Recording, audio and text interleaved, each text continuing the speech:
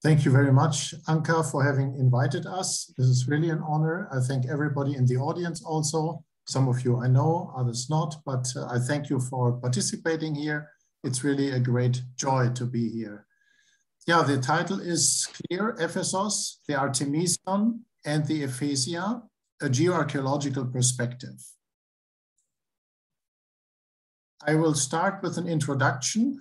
I will explain about geoarchaeology. Most of you know, so I can cut it short.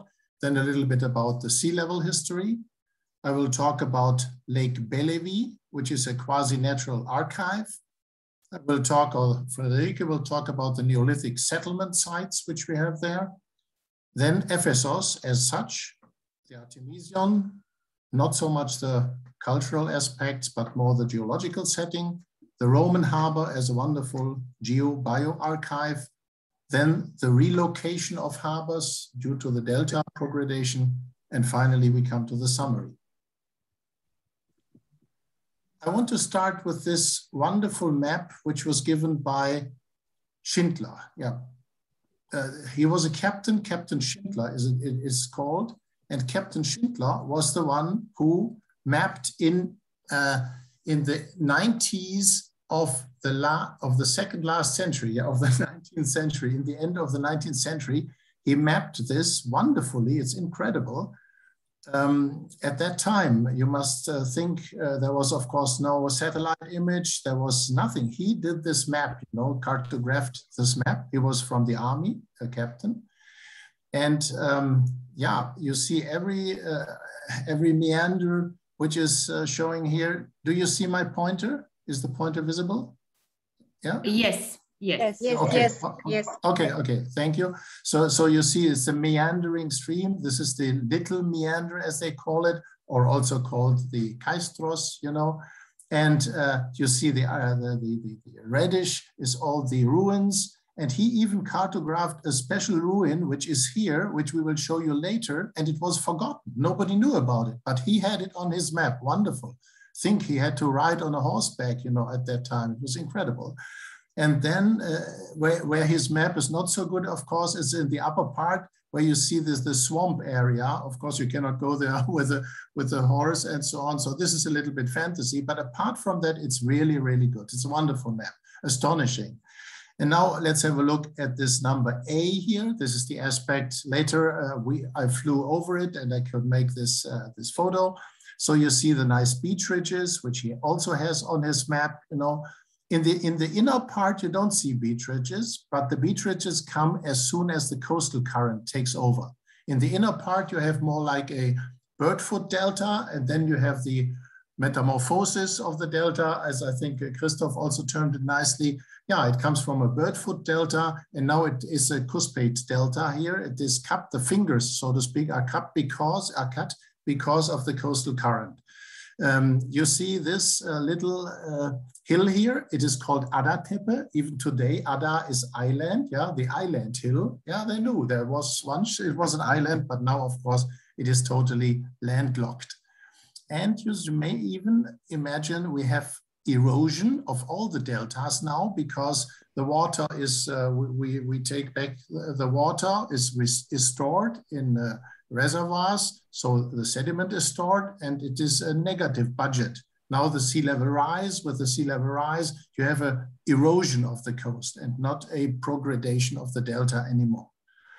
And in the lower part, you see the modern installations. This is a wonderful beach for those who want to do some swimming. But it is also archaeology here, but we were not allowed to drill because the man who is running the aqua park, you know, he's afraid that if we find something, then it is finished with this aqua park and the archaeology will take over. But there is a harbor in this area, we know this. And then this number C, what you see on the map here, this is what you see in the lower part, it's the Roman harbor, and we will talk about this at length later. Whenever you go in an area, of course, you have to think about the tectonic setting. This is important. Is it an area prone to earthquakes or something? And in our case, this Anatolian plate here, it is squeezed in the eastern part. This is why you have the volcano, Mount Ararat, 5,000 meter high peak.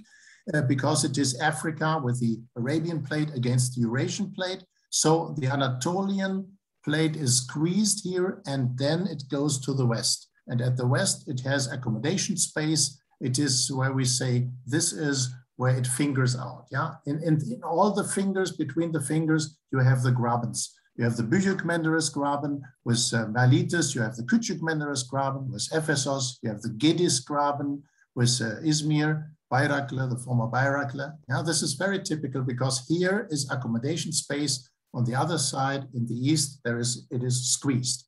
And you have this strong subduction zone here, which is, of course, also generating earthquakes, and the big one, which destroyed a lot of Crete here in 365 AD. So that this setting is important, then you need to know a little bit about bathymetry. It is very shallow here. So when the sea level drops, then a lot of islands can be connected to the mainland. And yeah, the general. So the shoreline at 20,000 years ago is totally different from today. As you know, sea level was 120 meters deeper than today. A third of the Adriatic Sea was not there, and the Azov Sea was not there, and part of the Odessa Shelf is all exposed, and some of the islands were connected with the mainland, and so on. So the world really looks different. And then comes this sudden sea level rise, the strong sea level rise from, let's say, 15,000 to about 7,000. And this is what I think the background of the Atlantis saga.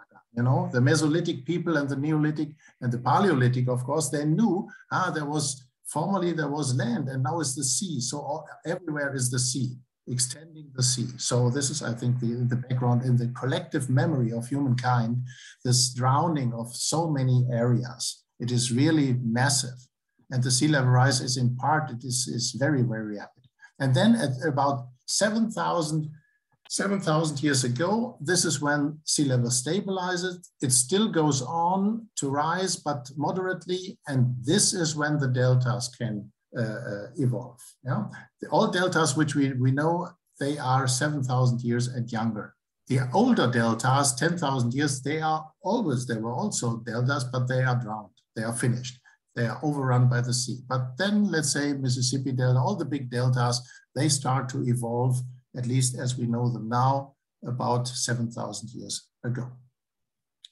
And we go to Ephesos, and in a fortnight, I shall talk about Miletus, but now we go here to Ephesos. And, but this life cycle of islands, I just explained with Miletus, because this is also a very nice example for that. So you have the transgression of the sea. I said the sea level comes from the late Pleistocene low level, the LGM, as we say, the last glacial maximum, and then it rises 7,000 years ago. It is at a special peak, let's say, still ongoing to rise, and a lot of marine embayments, they are filled now with the sea, as you can see here. This is what I say, the birth of islands, yeah, the birth of islands like Lade and Hybanda and so on. This is when the islands are birthed. And then comes, of course, the delta evolution, and the deltas, the rivers with their sediments, are then land blocking the islands. And this is what I call the death of the island. So the life cycle of an estuarine island is, it is birthed with the sea level rise, and then with the progradation of the delta, it is finished, it's landlocked and integrated into the alluvial plain. When you talk about geoarchaeology, you have a workflow, and I made this chart years ago, but I don't want to go into details. Many of you know it also. We work with archives, you know, and in these archives, we have the field work.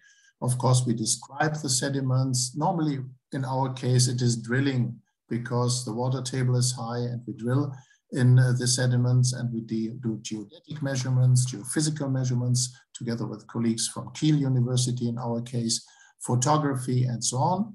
And then in the lab analysis, the sediments are analyzed in detail. I need not go into too much detail here. Then on the other side comes cartography. What do we know? Like this Schindler map, you know, from 1897. And nowadays, of course, also with satellite images and with our drones and all that stuff. dating is an important, and then finally in the end comes when all the information comes together, like in a big puzzle, of course, together with history also, then comes the spatio-temporal evolution of the landscape. I changed this a little bit because it was too single-minded, only going on the geoarchive. So I added now the archaeological and historical sources. You know, this is of course, and this is why it's geoarchaeology.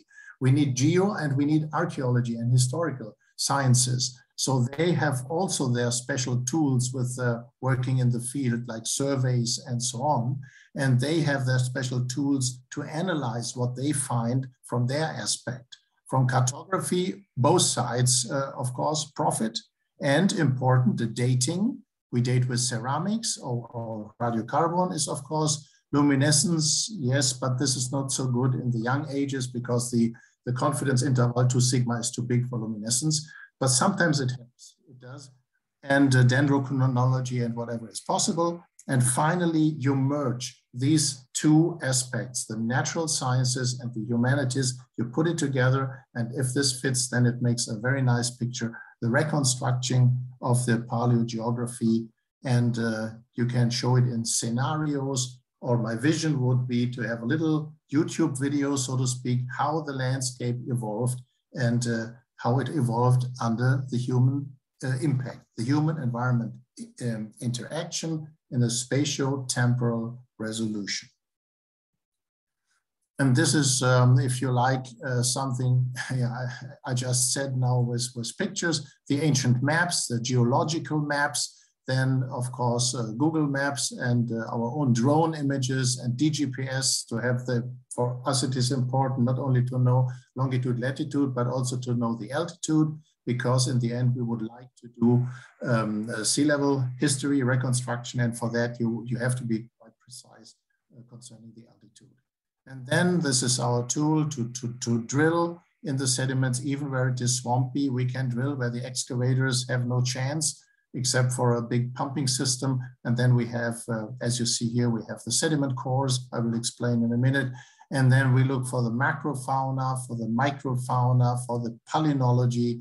We come up with some geochemistry, and geophysics is helpful, which is done, as I say, by other colleagues. Then we come up with a geological profile, and we ask the archaeologists about the monuments, about the pottery, how old is it, what do we find from your side, and of course the ancient historian, because it is too naive to say, I just read Strabo. No, we have to ask the specialist who knows whether Strabon has seen the area himself or whether he has taken it from a second source. And then, of course, he is as good as the source is.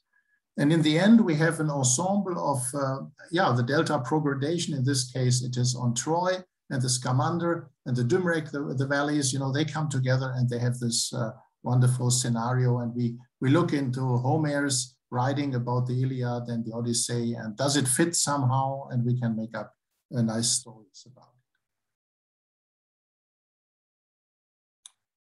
Now, what we normally have is a sediment core, in this case for 60 meters. And for those who don't know, it starts in the upper left and it ends in the lower right here.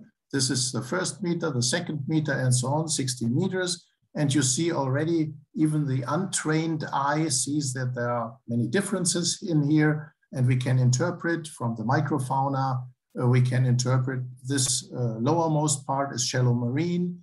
And then we see like a beach ridge, it is tidal, it is limnic, freshwater lake. We see some swamp, which is good for dating. We see another limnic stuff and so on. And finally, the river takes over and we have alluvial sediments. And then we can do the dating with radiocarbon, as you see here, and if possible, also with diagnostic artifacts. And then we stand on both feet, so to speak, the archaeological evidence and the radiocarbon dating, which gives us a time resolution for this nice core, sediment core. As I said, the microfauna is very indicative, and especially the ostracods are good. We have our specialist, this was in former times Matthias Handel, and now we have Anna Pint. And this association of the microfauna is very indicative of the milieu of sedimentation. And when you see this valve here of the ostracod, you see the spikes are still there, then you know it is not redeposited. It is in situ, at the place, autochthonous, and not recycled 10 times. Otherwise, you would not see these little spikes anymore. So you can also tell about this. And Anna Pint also tells you that you can, when you look at the sieve pores here, you see the pores, they change due to salinity. So from that, you can calculate how was the salinity. For instance, Cyprideus torosa, which is a ubiquitous forum, ostracod, it changes a lot, the test, when it is more oligohaline or hyperhaline salinity. Yeah, you can show the salinity with the sieve pores. Are they more like a circle or more elongated like an ellipse? And this is another nice indicator showing us whether the lagoon, for instance, is still open, influenced a lot by the sea, or whether it is more or less closed, and then it can either go into the oligohaline or in the hyperhaline if the evaporation is very strong. And of course, the association tells you also in which milieu you are. Are you in the bathyal milieu or sublittoral? Normally we are in the shallow stuff and not in the lower stuff, but sublittoral, intertidal, supratidal, or are we even in the freshwater environment? This you can nicely tell from it. This is really wonderful. And the association of the forams and of the ostracods, they help you to decide in which environment you are. The geological map is important to tell you where the sediments come from. So we know that all of this was once marine embayment, but this has to be filled now with sediment. And where is the source of the sediment? The sink we see. The sink is this valley floor and the delta, but where is the source?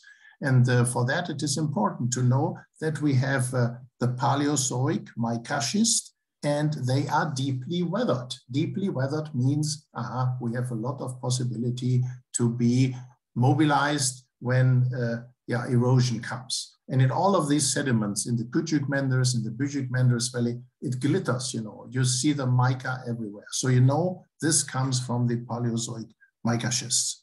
The marble, of course, does not give a lot of sediment, so this is more stable, but other sediments are also there, neogene sediments, and they are the source of the sedimentation. And in our case, it's also important to know that the canal was cut here. This was when the delta was drained, and then one thought of how can I put it into agriculture, farmland. So you drain it in the middle and then you irrigate it from the sides. So this has been done here also, so that the delta plain is now, very well agricultural, arable land, agricultural land. We go in the lower, in the upper right part, so to speak, in the swamps of Bellevue, which you see here. This is an area which is more or less not touched by humans. It has a long history of natural environment, not so much impacted by humans. Yeah? Ephesos is quite away from here. So we would have an archive. This was the charm of it. We would have an archive which is relatively natural.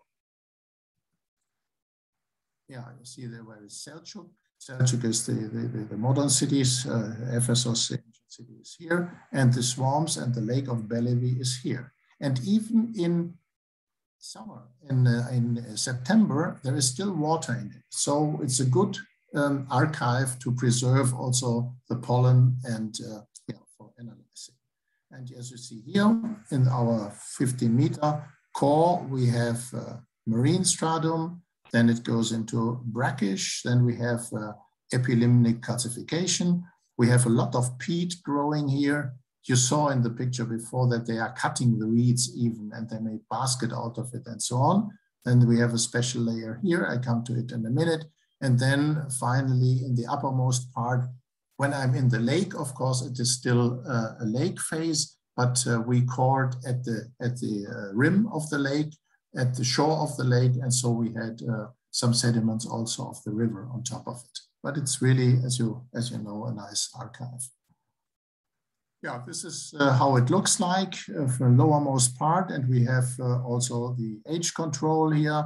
This is very old, 6,000 before Christ and 5,000 and so on and so forth. And then we have some ages here and other ages in between. We have the foraminifera, we have the ostracods, so we know the milieu of deposition. It starts with limnic and brackish environment in the lower part, then brackish marine, then limnic brackish, all according to the microfauna, limnic, yeah, and then the uppermost part is a little bit fluvial stuff. And now in this part, which you see in green here, we found something very special. Actually, it was the palynologist, and she said, strange, I only see glass. I don't see any pollen anymore, which you see in the upper part. And then we had the idea, maybe it is volcanic ash. So we asked the specialist for the Santorini eruption, and she tells us, yes, it's the fingerprint of the Santorini eruption, because this is the geochemical fingerprint, the K2O versus silicium oxide here, and also this ferrum oxide to calcium oxide. This falls directly into this, what we call the Minoan eruption. Santorini had another eruption also 22,000 years ago, but that's not it. It is the magma chamber, the same magma chamber which we know from the so-called Minoan eruption. So indeed, we can say it's the Santorini ash which we found here. It is about 1630 BC, Minoan eruption, and we have in our case the fallout tephra, which is this very light grayish stuff. The fallout tephra is about 3 centimeters, and then the tephra, which is allochthonous, which is coalesced, which is washed from the slopes, is another 18 centimeters. So we have about, in our area, we find in this lake, we find about 20 centimeters of this Santorini ash. And when you look at the isoparks, as we call it, the isoparks are lines of the same thickness of a special layer. You see, this is the eruption center of Santorini, the reddish dot, and here it is 20 centimeters, 10 centimeters, and even in Troy, you might find it a little bit, it's just a layer, fine layer. So we would say in our case, it is if you take the fallout tephra and the washed together tephra, coalescent tephra, you would come to 20 centimeters. If you only take the fallout tephra, in our case, it would be 3 centimeters. But as you see, the wind was obviously blowing from the west. It was a western wind, so the volcanic ash goes to the east. And there you find it, and you cannot find it on mainland Greece, for instance. You would not find it there. Maybe micro tephra. And as I said, it was the palynologist, and she saw it. This is it. The pollen. She saw all of a sudden, this is very strange here. What happened? And I don't find pollen anymore. I cannot count anything. So the vegetation, of course, is covered, and then it died, and then it comes up again. And what is also interesting is we had for this core quite a good age depth model. And if I calculate it with the sedimentation rate of 1.3 millimeter per year, I came to a theoretical position of the ash at a depth of 5.90 meters below surface. And actually it was 516 to 590. So it fit very well. I didn't know. I did the age depth model just with the radiocarbon ages we had. And so then you can calculate where would it be if it is there. And indeed, it was at this depth. So obviously the sedimentation rate there was at that time quite good. Now, Neolithic settlement sites, and Friederike, I asked you to take over. Hello everybody. So I already apologize. I hope Alice will not be disturbing too much. She's starting to get tired, but well, I have her here on my arm. So actually we conducted many different geoarchaeological research in the environs of Ephesus, and we will start chronologically with the Avalia and Çukurçayhöyük. They are tells and they are located in the southern part of the Küçük Menderes graben in two valleys, which are located to the south.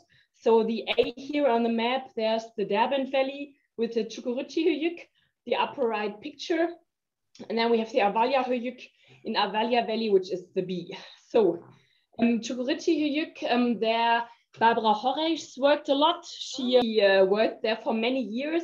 And as you can see here, as you can see on the picture about Çukuröçi, we drilled there on the north, to the north of the tell, because there are some fields with trees, I think fruit trees. And so this tell is still visible.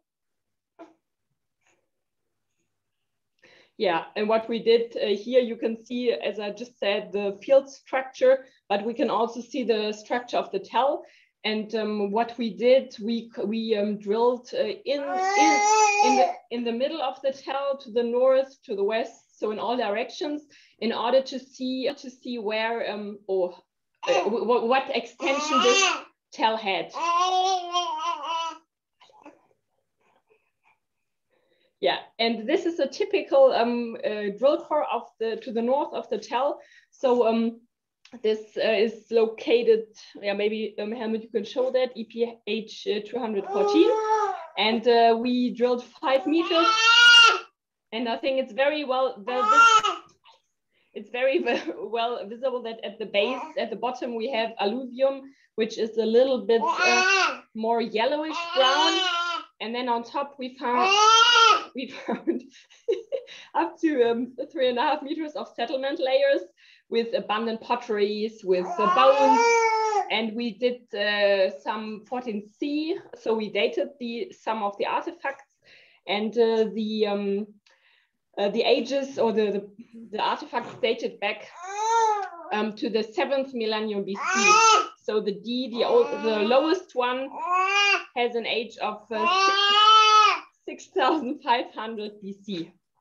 And on the lower left side, there you can see the cross section north-south of the tell, and it's well visible that it's quite large, so it has an extension about 200 meters. This is grosso modo the extension of the tell, where we still found settlement layers or settlement remains in the drill cores we conducted. So, and now Avalya Höyük, this is also a quite interesting tell. So in fact, no archaeological excavations took place. The Avalya Höyük is also a small elevation in the area. And the colleagues from Vienna, they did some geophysics there. And there it's, in this picture, you see that there are wall remains. And what else can you see there? A ditch on the southern side. So it's really clear that this was also a tell. And as no archaeological excavations took place, we also drilled inside this structure and could also date this tell. Yeah, and the oldest AMS 14C age in the drill cores date also back to the 7th millennium BC, which is really quite interesting, as we have now these 2 settlement sites in the environs of Ephesos. And the surface finds, this was done, as this is quite easy to do. They are comparable with the excavated Çukuröçi, and it probably had a size of 100 meters and 60 meters and an extension of about 5,000 square meters. So, and this is again one map. Helmut already showed you the delta progradation. This is a map from the colleagues from, I think it was Barbara Horesch who did that map. And in fact, it's the maximum marine transgression. And you see the 2 settlement sites to the south. And it's clear that that the sites were never close to the sea. So they were about 2 to 3 kilometers south, 1.5 to 2 kilometers south of the maximum marine transgression.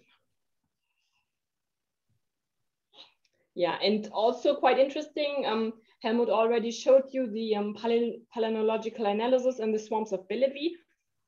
And in fact, so we have cerealia pollen here. And as this palynological analysis dates back to the 7th millennium BC as well. And we have more than 5% of cerealia pollen, which is a strong indicator that crop was, how to say, crop was, or field. Fields were there. Cultivated. Fields were there, absolutely, yeah. That they did agriculture, most probably. In such an early time, this is really something special, yeah. Yeah, and yeah, absolutely. Actually, what we did, we went also on top of Bülbüldağ, which is a mountain directly south of the ancient site of Ephesus. Here you see the theater and the Arcadianae, as well as the Roman harbor. And what we try to do is to show a little bit how far the sea extended, or how the delta progradation looked like.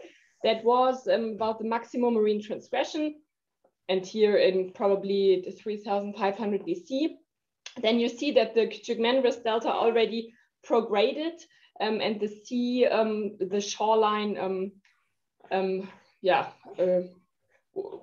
went farther to the west, let's say. Then in the late Roman times, the sea was already quite far to the west, and you have the still now visible Roman harbor and the harbor canal, which they had to build in order to maintain the connection to the sea. And then after a certain while, this harbor and harbor canal also silted up so that other harbors more to the west were created, which we will also show you later. Yeah, thank you, Friederike. Under difficult under difficult but positive circumstances. Thank you very much. Yeah, you come again later. Okay, I will continue with Ephesus as such. Now we go to the Artemision and to the geological setting of the Artemision. Here is the Roman harbor. Here is what she just talked about. Friederike talked about the Arcadianae, and now here is the Artemision. So the Artemision site is quite far off, and indeed, C.T. Wood, he was searching for the Artemision for 7 years, and then finally he found it. 7 years in vain, but then he found it.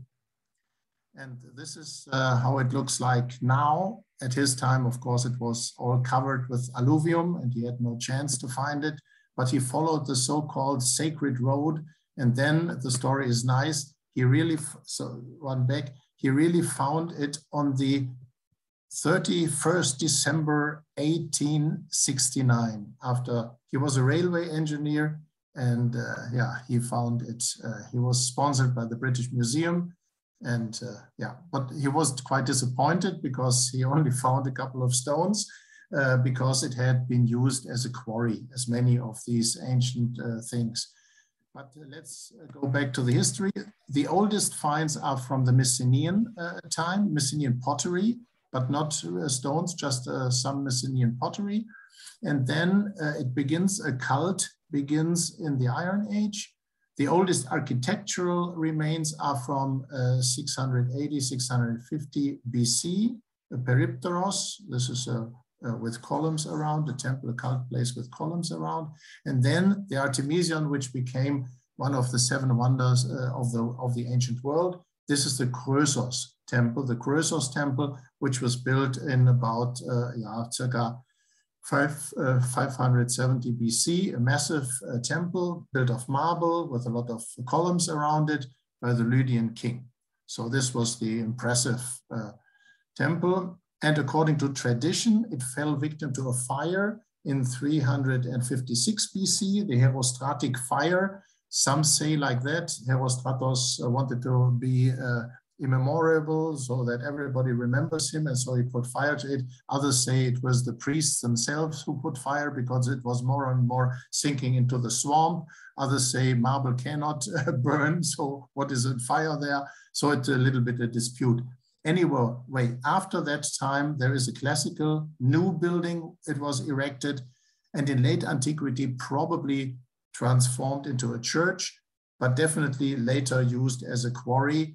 The stones were taken, and you find them in many other buildings, in St. Mary's Church and other buildings. And then the site was really forgotten. It was forgotten because it was covered by the alluvium of the Kaystros and the affluent to the Kaystros. So what I show you now is our work. Our work is, of course, to do the drilling. And yeah, you see, we started there, or actually Chris Kraft, the Nestor of geoarchaeology, started with Ilan Kayan in 1991. This is their first drill here in Ephesos. And then later our drills came into the picture. So from that, we can reconstruct the whole setting, the geological setting, so to speak. And what is interesting is that there is a story, a legend, because the question for a geographer is, and to a geographer is, why is the Artemision at the site where it is? You would think that it's in the nowhere. Why there? Why not somewhere else? Why is it there?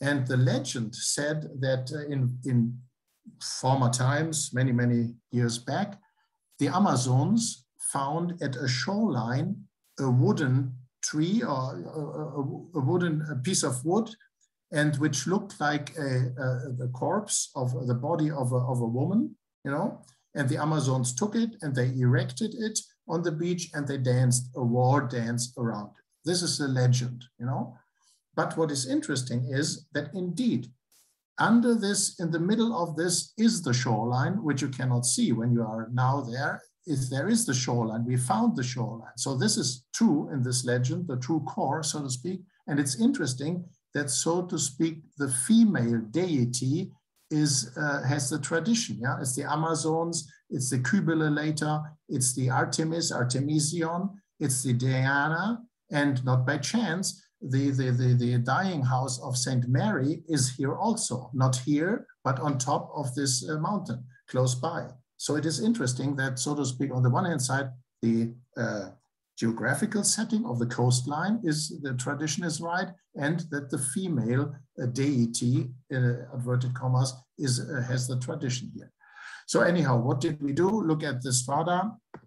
So it starts with the mica schist in the lowermost part, then some sediments from Quaternary and from Pleistocene. On top, we have soil on top, and now comes the transgression. These are the transgression sediments. Here, shallow marine sediments and coastal sediments here, going into coastal sediments.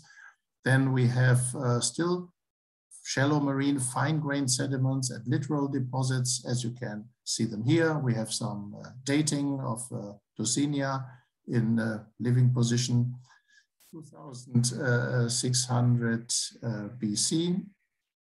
And now starts the regression. So it's a transgression regression cycle, which is so typical.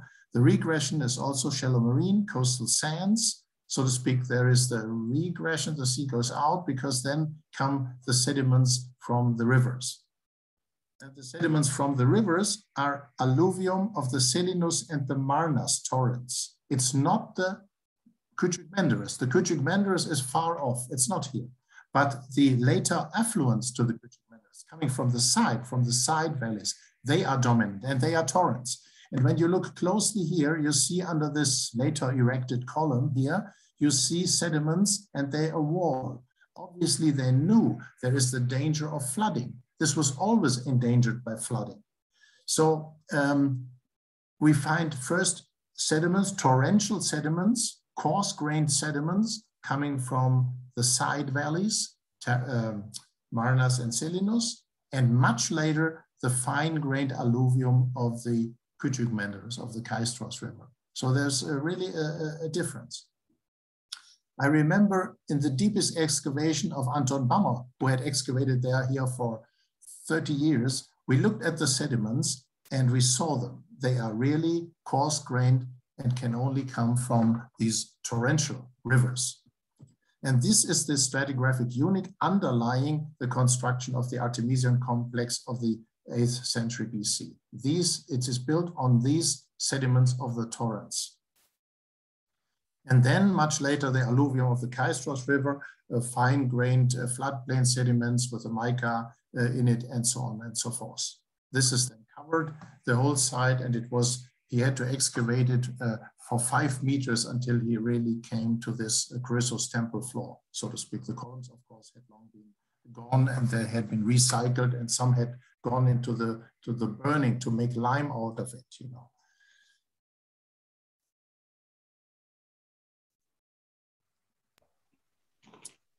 With the Artemision, always was also connected, is there a sacred harbor? And this is what Friederike will talk about. The so-called sacred harbor, it was also the question, like, where was it? As we have the Artemision, which was one of the 7 wonders of the ancient world, as Helmut already says, which was located to the northeast of Ephesus. So it's the one here, close to Ayasuluk. And so we also conducted some drill course in order to see, like, where could this sacred harbor be located.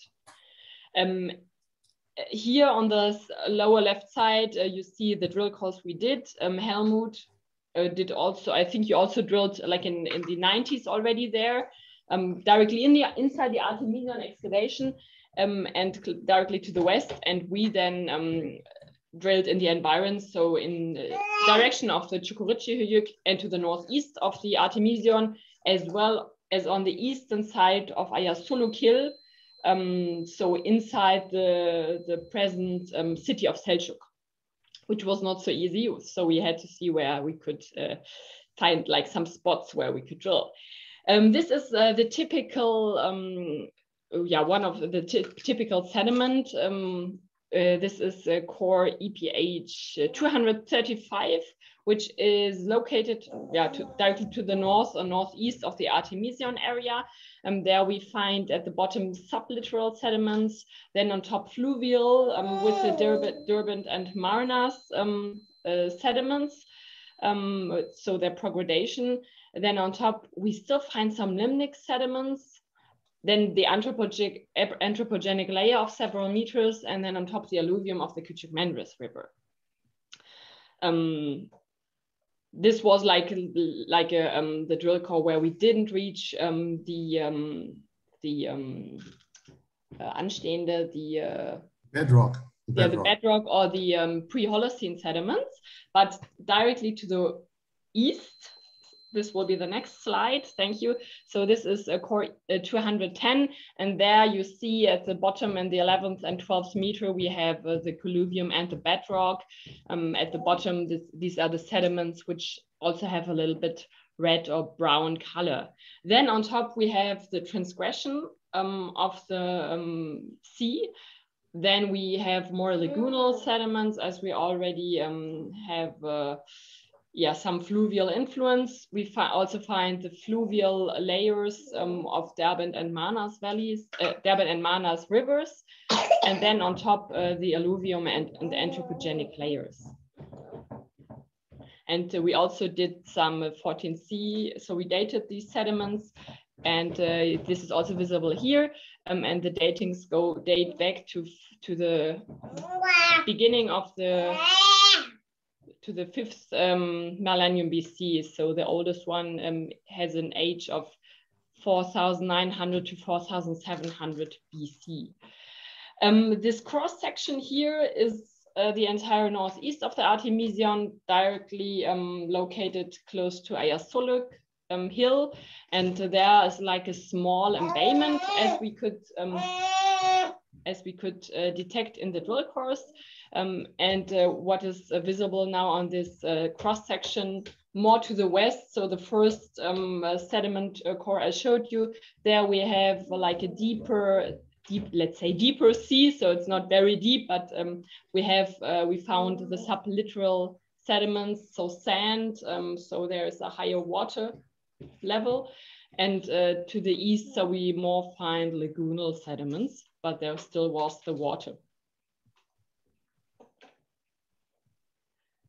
Yeah, and this now is the cross section of the entire area, also inside the Derbent Valley, so to the south.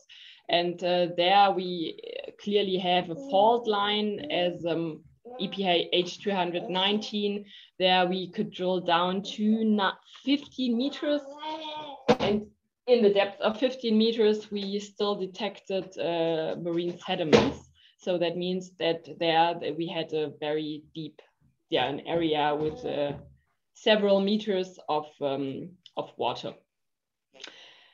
But the sea didn't reach very far inside. And then the question was like, if you have several rivers prograding their deltas into this area, could it been possible that there was a harbor?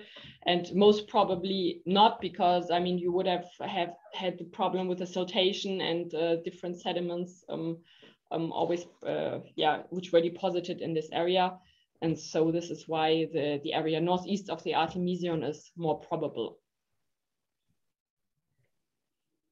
Yeah, and another also quite interesting thing, the sedimentation rate. This goes well along with also the delta progradation, of the Küçük Menderes River. So we this is the core 210 I already showed you. We have 4 14C ages, which date back to 5000 BC, and the youngest one to 1000 AD. So we have 6,000 years in 6 or 7 meters. When you continue, Helmut, yeah, then you can see the sedimentation rate, and that's clearly visible that let's say from 5000 BC to about 1000 BC, we have a low sedimentation rate, and then this increases exponentially. And this is probably this is not probable. This is connected also to the delta progradation of the Küçük Menderes, as from 1000 BC, when we also have larger deforestation activities in the hinterland and more sediments which were deposited or which were transported with the Küçük Menderes, and the Küçük Menderes delta prograded its delta very quickly. This can be seen in this sedimentation rate of the core. So it's really a quite nice result. And so now the position of the sacred harbor, as I already said, there could have been a position. There could have been a harbor inside this Durban Valley, so to the south of the Artemision, southwest. But we had the problems with several rivers prograding into the marine embayment. So as I said, it's really not well probable that there was a harbor.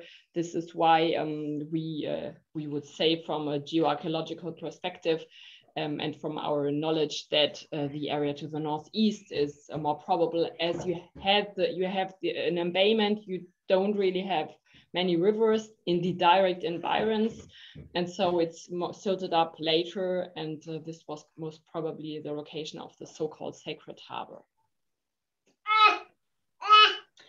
And what we also did, that was we tried to date the sediments with luminescence, and we could date. We have two luminescence ages. In fact, this was an excavation by Michael Kerschner close to the Artemision. I could not say like a couple of 100 meters. Oh no, directly next to it, Helmut, do you remember? Very next to it, yeah. Yeah, very next to it, yeah. And so there was a trench of 3 to 4 meters, so we took several samples, and I think between Art2 and Art7 there were something like 2 to 3 meters, so we got 2 results, and have the lower one, the Artemision 7. There we have an OSL age of, let's say, 0 to 300 AD, and the upper one, Artemision 2, this dates to 270 to 540 AD. So, I mean, dating sediments with luminescence, that you don't date as you do with 14C, like the organic material, but you date the deposition of the sediments. Oh, let's say not the deposition, but the last deposition, and then they are covered with sediments, and so you quite often have a larger range than with the 14C. nevertheless, this is a quite interesting result. And when we have the OSL ages of colluvial and alluvial strata, which were exposed in the excavation trenches for Michael Kerschner, as I said, from 1 to 500 AD. When we have a look at the area of the Artemis Temple, it was destroyed by the Goths in 262. The Artemis cult perished with Christianization of the Roman Empire, which was in the early 4th century AD. Artemision was then used as a quarry. This is why we don't have that many remains of the Artemision now. By then, and even much earlier, the Artemision was also endangered by fluvial and gravitational processes. So fluvial one by the different rivers and torrents, which we showed you on the maps, and also by human impact. And the flooding was first by the Derban, Manas, and Selinos rivers, which are in the southern valley, and then later by the Küçük Menderes or the Kaystros, which came from the northeast. Yeah, and in general, we can say that the deposition record are in accordance with the timing of the delta progradation and the ongoing westward shift in the shoreline. So these are some really nice results, and it was really a first try to see if luminescence, the dating of luminescence of sediment works, and we can say it does, although you have like a larger confidence interval. Confidence interval. Thank you. Thank you. Thank you, Frederica. Very nice. Thank you. Yeah, it's really important because now the archaeologists, there is a big project by Lili Zabrana, and they want to know more about the Artemision. So they are happy that we have these samples and we can improve. We have more samples for luminescence dating, and yeah, we can improve the siltation history, which is not yet much known. The colluviation and the alluviation is not known after the cult had been given up. So we continue. We read from Chrysophilus. I want to go now to this island of Syria. From Chrysophilus, we read that the Ephesians crossed from the island, which they occupied first. They crossed over to the Koressos. And he mentions this as an island. And indeed, they started to settle here, but nothing is found anymore in this area because of the, they soon left it. There is not enough water. So I wonder why they were on the island. And they shifted to the south with the Koressos. So they came here. And we know also from our reconstructions that this once was, of course, an island. And Pliny tells us about it. Pliny the Elder, in this Naturalis Historia, he says, from these rivers comes the quantity of mud which advances the coastline and has now joined the island of Syria onto the mainland by the flats interposed. So he is, of course, someone who observes nature very well, and he says this was once an island and now it is landlocked. Pliny the Elder, you may remember, he died the eruption of the Vesuvio in 79 AD. This is the time when he died. And this eruption has been described by his nephew, Pliny the Younger. And this is what we call now a Plinian eruption, because he described it nicely when it goes even into the stratosphere, this strong column from ash and from gas. Yeah? And this is the Plinian eruption in 79 of the Vesuvio. So he tells us that this was once an island, and it is, of course, proven. And now comes the Roman harbor as a geo-bioarchive. That's really interesting because this harbor basin is well visible. Even today, even in summertime, it's always wet, it's always green. If you sit in the theater and you look down, the only really green spot is there. So there is enough water. And we know, of course, this was the harbor, and the extension here is the harbor canal, as we say. So let's have a look. What we did is we used this as a bio-geoarchive. But first, historical accounts. We know from literary sources that it was dredged. The harbor basin was dredged. 5 times it is mentioned between the 1st and the 3rd centuries AD.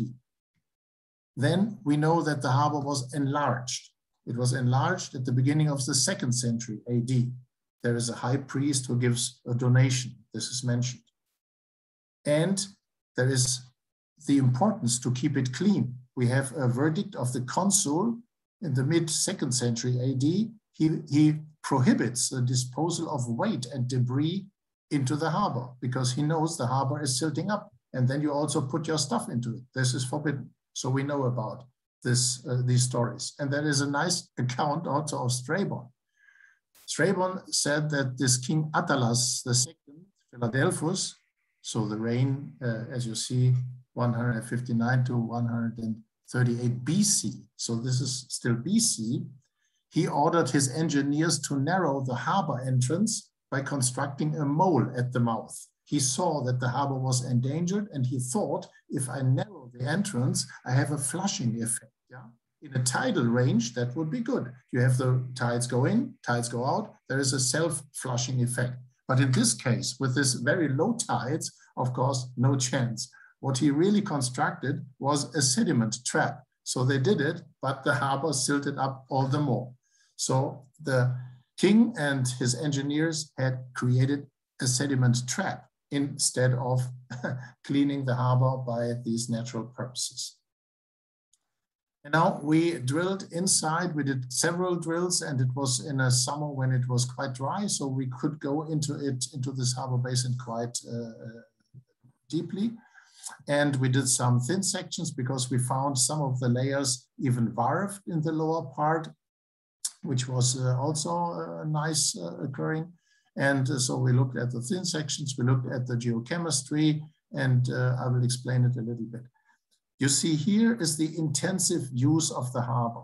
This is the intensive use time of the harbor. So this we have to bear in mind, of the Roman harbor. We see a changing geochemistry from this 1st century BC on. This is obviously when they constructed the protected harbor. And when you construct a harbor basin, of course, you clean it. And that the Romans knew how to dredge, how to clean, we know, because there is this nice find of the dredging boat in the harbor of Marseille, which Christoph has published about. Yeah, and so you see all of the lines here, they are cut. This is the dredging effect, of course. This is a human influence. They wanted to clean the harbor basin, and literary evidence, I just quoted it, tells us 5 times at least it is mentioned that they cleaned it as good as they could at that time. And then you see this is the Roman Republic time, the Roman Emperor time, and here is the special the use and when it was enlarged in Middle Ages and so on and so forth. Now we see the heavy metal contamination. Heavy metals, you see the lead here, this is the lead, and you see copper here. So this, of course, is in the harbor. The lead coming from, the harbor is the final sink. It comes from the houses. In the terrace houses, for instance, we have lead pipes. The Romans were known for the lead pipes. So no wonder that you find the signal in the harbor basin. And there was also metal shops around.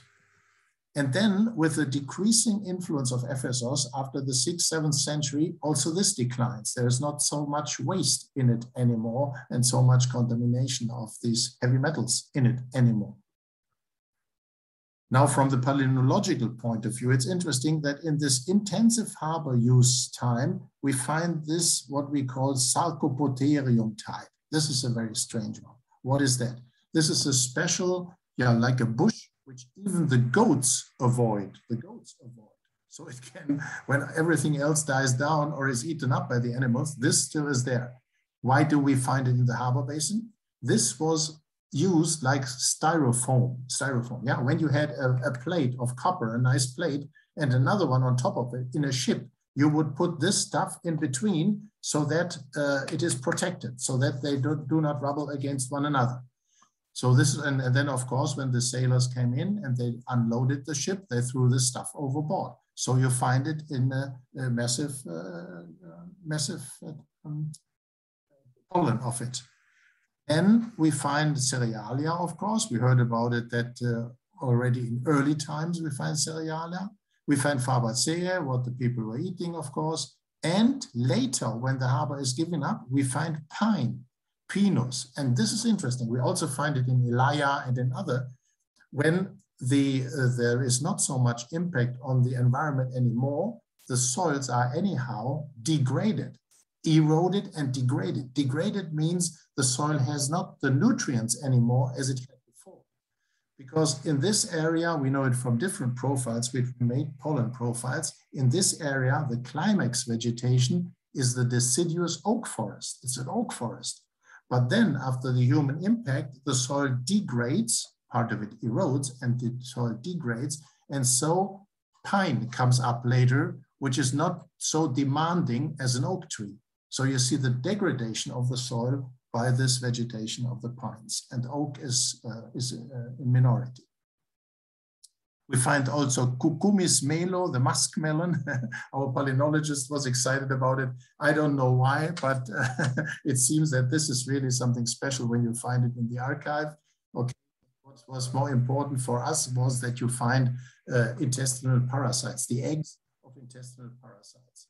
It's not astonishing because, as I say, this is the final dump. And of course, the wastewater and all that stuff goes into the harbor basin.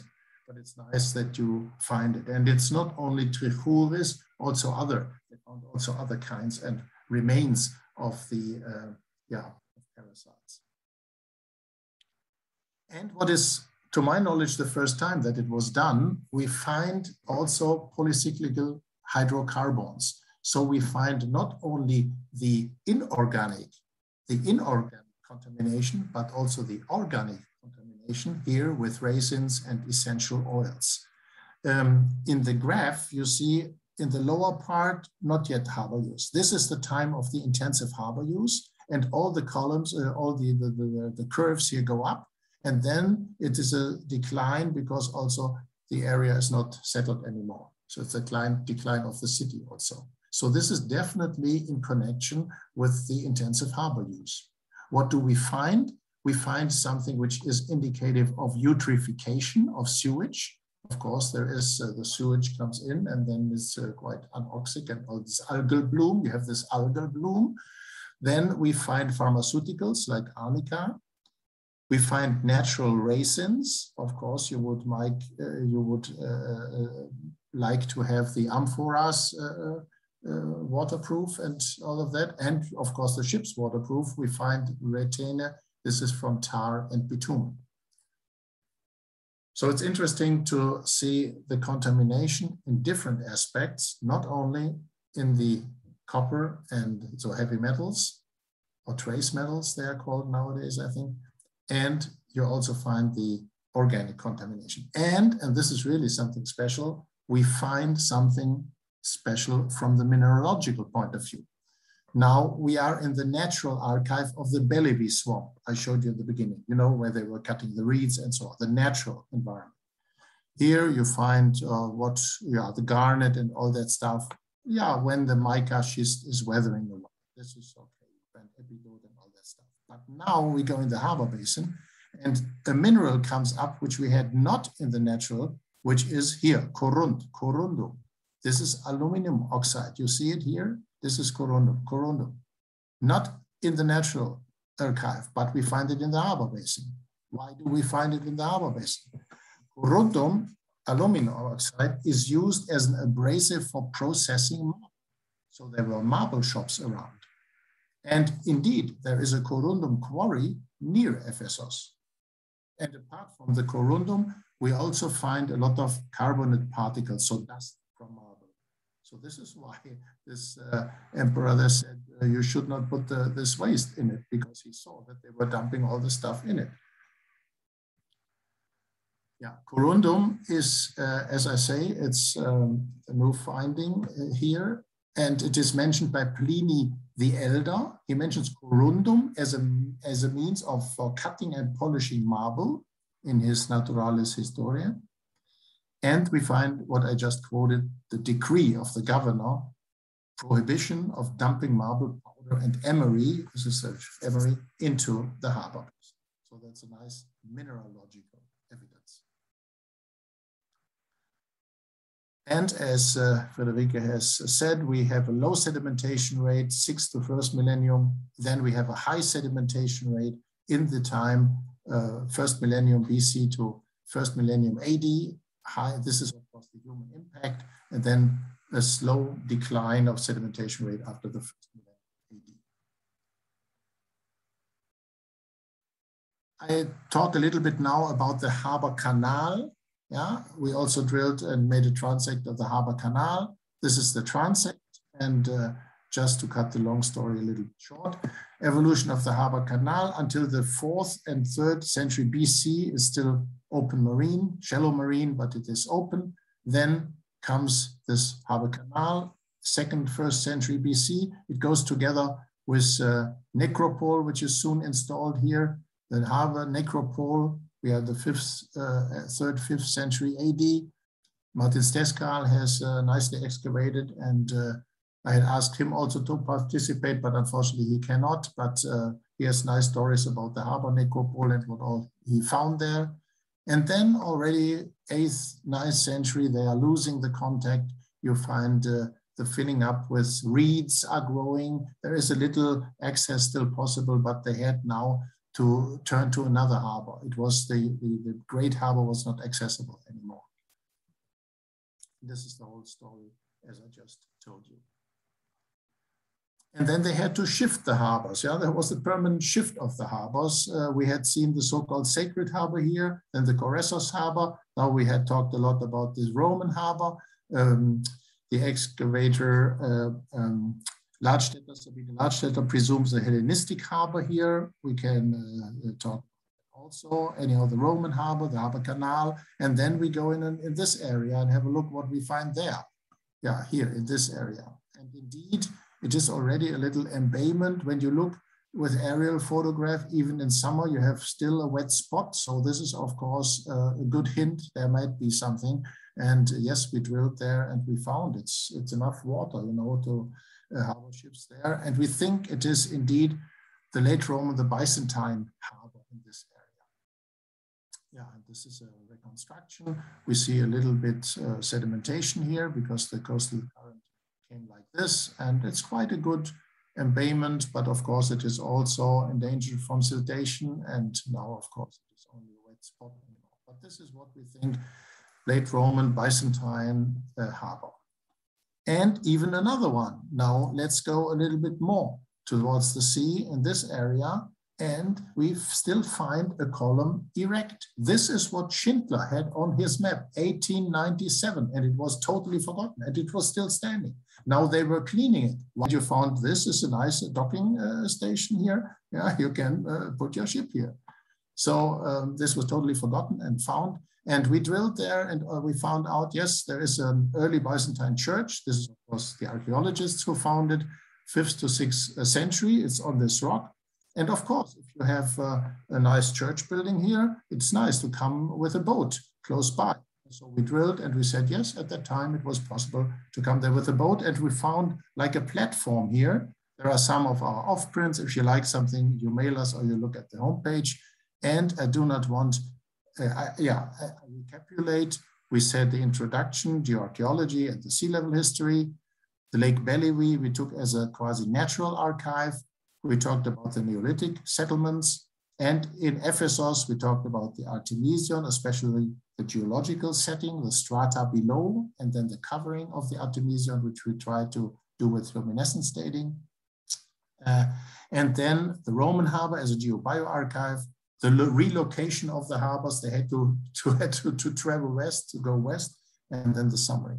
And my last slide is a big thank you, especially to the Austrian Archaeological Institute, who has supported our work since decades, and now especially the director, Sabine Ladstätter, who was very, very supportive. And without her, we could not have done what we have done, and Friederike could not have written her PhD.